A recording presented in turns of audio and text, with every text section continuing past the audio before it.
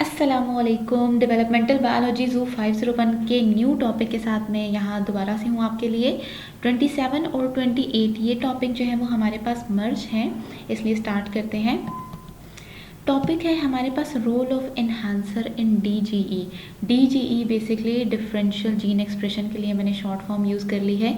Role of enhancers क्या होते हैं? अच्छा, टॉपिक को प्रॉपरली स्टार्ट करने से पहले मैं आपको एक चीज़ ये बता दूं कि हमारे पास जो डीएनए का सेंट्रल डोग्मा होता है, यानी कि डीएनए से आरएनए बनना होता है, फिर आरएनए से प्रोटीन बनती है। तो इसमें ये जो डीएनए से आरएनए बनने का प्रोसेस है, इसको हम कहते हैं ट्रांसक्रिप्शन। इसको हम क्या कहते हैं? ट्रांसक्रिप्शन। लेकिन ये ट्रांसक्रिप्शन कैसे स्टार्ट होती है, इसके लिए क्या क्या प्री रिक्विजिट्स होते हैं, यानी कि क्या स्ट्रक्चर पहले बनेगा तो फिर ट्रांसक्रिप्शन स्टार्ट होगी। क्योंकि फॉर एग्जांपल मैं आपको ऐसे एग्जांपल के तौर पे एक बात बताती हूँ कि अगर हमने नॉर्मल किसी चीज़ को ऑन भी करना हो, फॉर एग्जांपल किसी लाइट को ऑन करना है, किसी फ़ैन को ऑन करना है, तो हमें उसके लिए एक स्विच चाहिए होता है। स्विच को हम ऑन करते हैं तो फिर हम कहते हैं कि आगे से हमारा प्रोसेस कंटिन्यू करेगा। तो ये जो ट्रांसक्रिप्शन या आपके पास इस तरह के डिफरेंट प्रोसेसेस होते हैं हमारी बॉडी में, इनको भी कुछ स्विचेस की ज़रूरत होती है, कुछ इन्हांसर्स की ज़रूरत होती है। इन्हांसर का मतलब ही किसी चीज़ को इन्हांस कर देना, मतलब थोड़ा सा इंक्रीज़ कर देना, थोड़ा सा एफिशिएंट बना देना है। तो प्रॉपरली इसकी डेफिनेशन को स्टार्ट करते हैं। Role of enhancers in differential gene expression. An enhancer is a DNA sequence that can activate the utilization of a promoter, controlling the efficiency and rate of transcription from that particular promoter. Enhancer हमारे पास एक ऐसी DNA sequence होती है जो कि promoter को भी activate करती है और अल्टीमेटली जो हमारे पास ट्रांसक्रिप्शन हो रही है उसकी एफिशिएंसी रेट को इंक्रीज करना होता है। Enhancers can regulate the temporal and tissue specific expression of any differentially regulated gene, but different types of genes normally have different enhancers. वैसे तो हमारे पास enhancers किसी भी जो है ना वो एक्सप्रेशन को कंट्रोल कर सकते हैं, लेकिन ज़्यादातर ये होता है कि जीन्स के डिफरेंट enhancers होते हैं, यानी कि एक अगर जीन ने ट्रांसक्राइब होना है, उसकी ट्रांसक्रिप्शन होनी है, तो उसके enhancers भी डिफरेंट होंगे, यानी कि उतने ही ज़्यादा होंगे, डिफरेंट होंगे। Enhancers are critical in the regulation of normal development. किसी भी ऑर्गेनिज्म के नॉर्मल डेवलपमेंट करने के लिए ये ज़रूरी होता है कि उसके अंदर जितने भी प्रोसेसेस हैं वो एफिशिएंटली हो रहे हों। तो एफिशिएंटली होने के लिए हमारे पास सबसे बेसिक प्रोसेस यही होता है जो सेंट्रल डॉग्मा होता है, और वो सेंट्रल डॉग्मा को कंट्रोल करने का रोल जो है ना वो काफ़ी हद तक क्रेडिट, जिसे मैं कहूँगी, इन्हांसर्स को जाता है।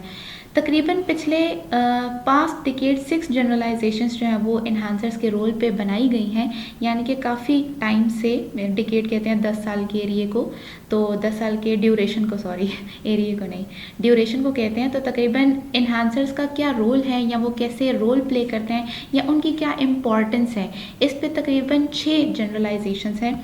ये जनरलाइजेशन स्टार्ट करने से पहले मैं आपको एक चीज़ क्लियर कर दूं कि इसमें से बहुत सारी जनरलाइजेशंस का ना बड़ा एक जैसा मतलब है, मतलब बहुत सी चीज़ें जो है ना वो आपस में ओवरलैप कर रही हैं। तो most genes require enhancers for their transcription.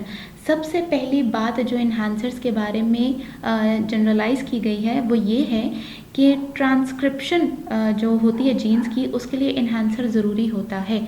मतलब ज़्यादातर कोई जीन जो है वो अपनी ट्रांसक्रिप्शन एनहांसर के बगैर नहीं कर सकती, ये पहली बात है। Enhancers are the major determinant of differential transcription in space and time. Depend करता है कि आपके पास कैसी सेल टाइप है, यानी कि सेल किस तरह का है, फिर उस हिसाब से एनहांसर्स जो है ना वो आगे प्रोसेस को कंटिन्यू करते हैं। A given gene can have several enhancer sites linked to it.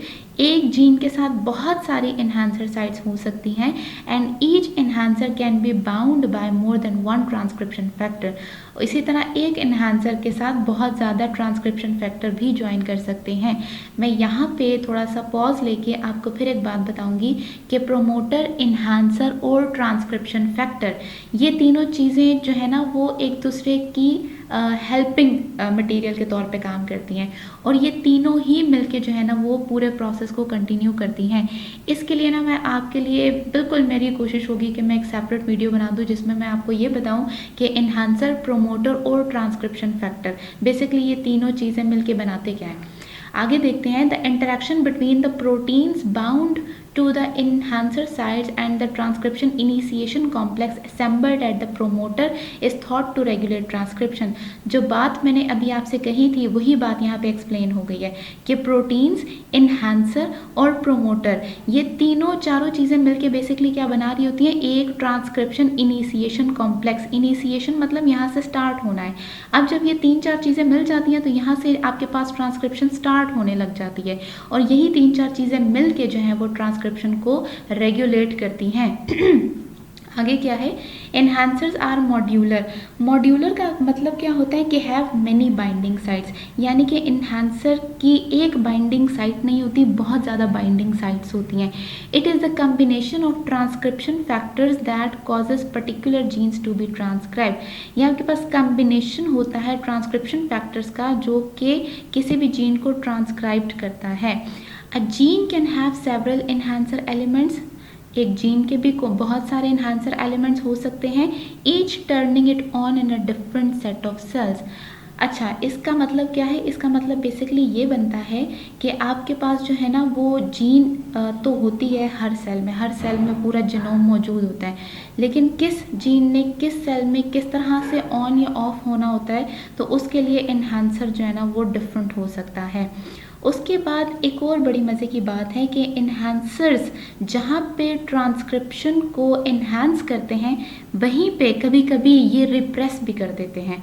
तो जब इन्हांसर्स जो है वो ट्रांसक्रिप्शन को रिप्रेस कर दें यानी कि स्टॉप कर दें तो वो इन्हांसर्स क्या कहलाते हैं, नेगेटिव इन्हांसर्स, या फिर हम उनको क्या कहते हैं, साइलेंसर्स भी कहते हैं।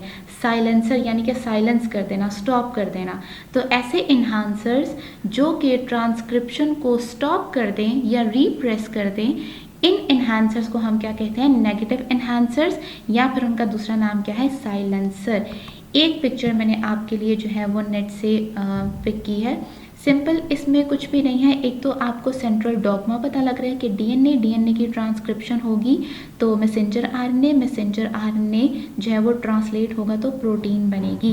अब यहाँ पे आप देखेंगे तो आपको बड़े मज़े का आइडिया होगा कि इन्हांसर, या उन्होंने स्लैश डाल के साइलेंसर भी लिखा हुआ है कि डिपेंड करता है कि ये कौन सा फंक्शन परफॉर्म कर रहा है। उसके बाद खुद देखें, इन्हांसर, प्रोमोटर और यहाँ पे ट्रांसक्रिप्शन फैक्टर्स भी मौजूद होते हैं। ये सारा मिल के एक कॉम्प्लेक्स बनता है तो यहाँ से आपके पास क्या स्टार्ट होती है, ट्रांसक्रिप्शन स्टार्ट होती है। उसके आगे ये प्रोसेस ऑल्दो हमारे टॉपिक से तो रिलेटेड नहीं है, लेकिन फिर भी मैं आपको जो है ना वो ऐसे ही जनरल के तौर पे बता देती हूँ कि हमारे पास ये जो बन रहा होता है ना, फिर इसमें ये जो आरएनए के अंदर इंट्रॉन्स आ जाते हैं। इंट्रॉन्स मतलब नॉन कोडिंग रीजन्स, जो मतलब आगे से प्रोटीन बनाने के काबिल नहीं होते, इनको ना माइनस कर दिया जाता है, निकाल दिया जाता है, और इस प्रोसेस को कहते हैं स्प्लाइसिंग। तो आपके पास सिर्फ वो रीजन जो है ना वो रिफाइन हो जाते हैं जिनके अंदर सिर्फ एक्सॉन्स होते हैं। एक्सॉन वो रीजन होता है जो कि प्रोटीन बना सकता है। और इससे पिछले वाले लेक्चर में, लेक्चर नंबर 26 में हमने ये देखा था कि poly A tail must add होती है मैसेंजर आरएनए में। पॉली ए टेल के भी क्या फंक्शंस थे ये भी हमने लास्ट टॉपिक में देखे थे। तो thank you so much, hope so कि आपको वीडियो पसंद आई होगी, मज़ा आया होगा। सब्सक्राइब करें मेरे चैनल को, लाइक करें वीडियो को, कमेंट करें, शेयर करें अपने फ्रेंड्स के साथ।